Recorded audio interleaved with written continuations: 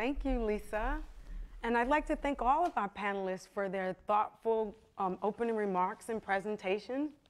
Next, I'd like to move to an open discussion period and question and answers where I will ask each of the panelists key questions around positive youth development. My first question is for Dr. Catalano. With emphasis on the positive, does that mean we ignore negative behaviors?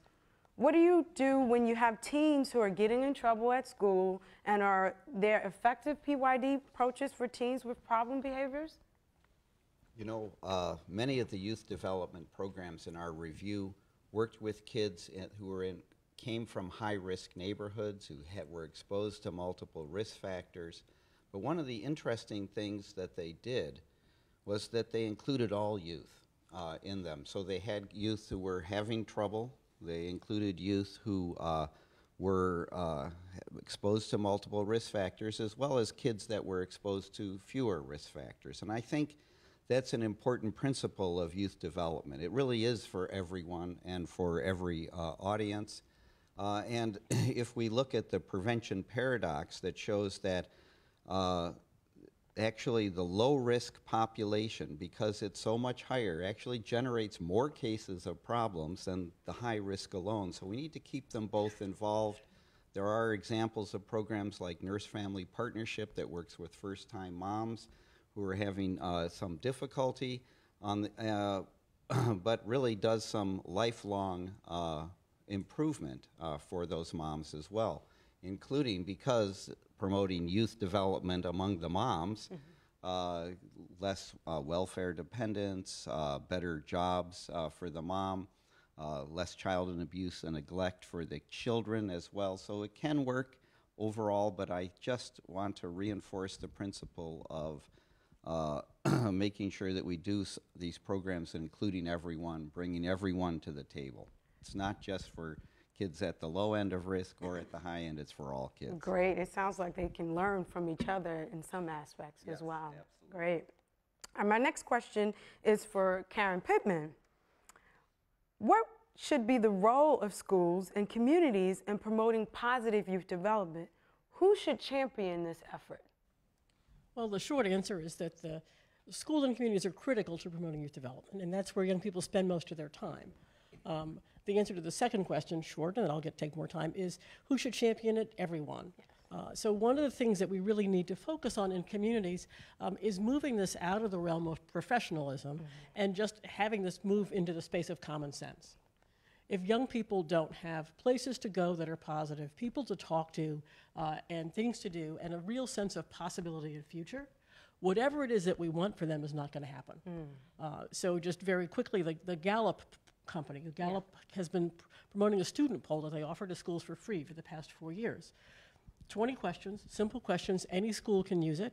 3 indices come out of this: hope, engagement, and well-being. Only 40% of young people, according to that poll, are hopeful, engaged, and thriving. You could walk up to anybody on the street and say, if I have a young person and they're not hopeful, they're not engaged, and they're not thriving, will they, and it doesn't matter what you fill in, will they be able to reduce, avoid pregnancy? Will they graduate from high school? Will they be able to hold a job down? The answer is going to be likely no. So this is really something that is the role of the whole community. What we need to do, as was said, was just recognize every young person needs to be in settings that are high quality, and the definition of high quality is this definition that Dr. Catalano was talking about. We need school and community environments in which young people are engaged. They are they're safe, they are supportive, they are structured. So that list that we put up has to be there. So we need high quality environments measured not by the content of what they're offering, there's a separate measure for that, but really by the quality of whether they've created a supportive environment for young people.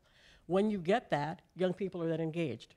When young people are engaged and those environments are focused on naming and building those skills that we talked about, which are really the cornerstone of what allow young people to be ready, then you get those skill building of all those things that we just talked about, problem-solving skills, relationship, time management, self-discipline, all of those things that are critical, that are not just critical for preventing problems, but they're what employers are looking for.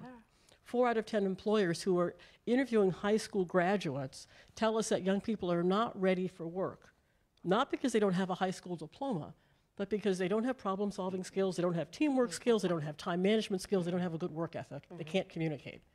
Those are the things that happen in positive youth development programs. But again, and I love your definition, a positive youth development program, flipping it around, is a program that is putting positive youth development principles into practice. So it's not about where it is, it's about what it's doing. Yeah. When we have those skills built and named, and young people are building them and practicing them, those skills then transfer into whatever challenge that young person is taking on, whether that's a personal life challenge or it's a challenge of joining a job or going on to college as a first-generation college goer. You take those words, run them together, and what you get is QUEST. Quality, that's the QU, engagement, skills, and then transfer into the places where young people are trying to succeed. And that's what we have to do to get to readiness. So this is a job that everyone should be championing. And that means that we are looking at really expanding. There's a big conversation about expanding learning opportunities or extended learning or expanded day or extended day. So there's a recognition that young people need to have more time in learning environments, but what we really need are more better learning environments. And the better comes from that definition of quality. Yeah, I like that quest, and it sounds like we all have a role to play in this positive youth development work. My next question is for Lisa Lauxman. Programs such as your program 4-H and many others have many components of positive youth development. What are the core elements of a PYD organization? Well, you've basically have had some of that already mentioned. But, you know, I like to think of it this way. It's positive relationships because it's really building that on that relationship part. It's the positive environments, which is the safety, the physical safety, the emotional safety angles, but then also looking at it as positive experiences. That's the learning component, which has to be intentionally framed. And then I'm going to throw out that one about positive risk-taking, because I think to believe that adolescent development would say that we wouldn't want them to explore, test the waters, experiment. Because after all, I think someone at a panel which I heard about adjudicated youth at OJGDP was discussing this, was that, you know, you just really can't go from zero to all. And I mean, that's one of the things I'd like for us to explore as a researcher, as someone who's into program and practice. But I think that the principles, those are the key things that I would say: relationships, environment, and experiences, which how we framed it in core supports and opportunities. Thank you. Next, I'd like to ask Dr. Wingood, what measures do you use to determine success? And I think we've heard some of that today, but can you elaborate? Thank you very much. There's several key messages. One are program efficacy, program sustainability, as well as program acceptability. When we think of efficacy, we think of, does the program work? Does the program reduce outcomes such as sexual behavior, violence, alcohol use? It's also important to understand, why does the program work? What are the mediators of the program? This might include communication skills, problem-solving skills, goal setting. In terms of other outcomes, public health interests are looking at biological outcomes as well. Does it reduce pregnancy? Does it reduce sexually transmitted infections? In regards to program acceptability, do the participants like the program? Do they enjoy it? You can have the best program that reduces all these outcomes, but if they don't like it, they're not going to become engaged, they're not going to listen, and you've lost your participants. That does absolutely no good. Another key factor is program sustainability. Yeah. Many programs are just evaluated sort of 1 or 2 or a few months out. What you really want to see is long-term outcomes. This is really going to sort of promote their lives. Thank you. Thank you. I know for OAH programs, we're definitely looking at the sustainability of our programs. It's a huge issue for us. While you have the mic, I do have another question for you. To what extent should PYD programs be tailored for different population groups, such as Hispanics, African Americans, and immigrants? And then how should programs consider culturally appropriate components for their populations they serve? It's a great question. I think the most important thing is knowing your population that you're working with.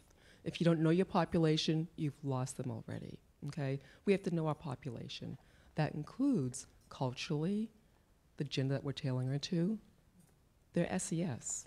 All these factors are very, very important. Some of what we do is we introduce sort of cultural activities in our prevention programs. You may not think of this as improving efficacy. What it's really doing is not just looking at efficacy, it's looking at adoption as well as acceptability.